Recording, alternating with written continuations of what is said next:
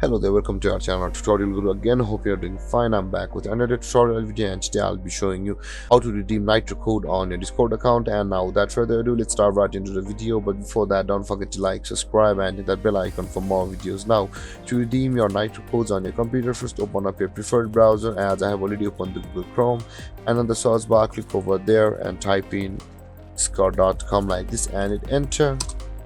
And after that, you'll be directed to this page, which is the login page of Discord itself. And on the top right corner of your screen, click on login over here.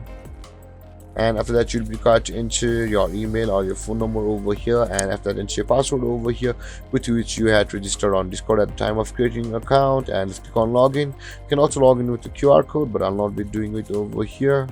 And after the page loads, you can see this is my Discord account. Now, to redeem your Nitro code on your computer, on Discord you can see the settings or the user settings or the gear icon on the bottom left corner of the screen where I'm hovering right now. Click over there, and on this page scroll down a little bit and you can see the billing settings over here. And over here under the billing settings there is the gift inventory. Click over there, and after that you can see you are able to see the empty box over here. There you'll be required to enter your Nitro code or your game code over here, and after that click on redeem to redeem your Nitro code on Discord.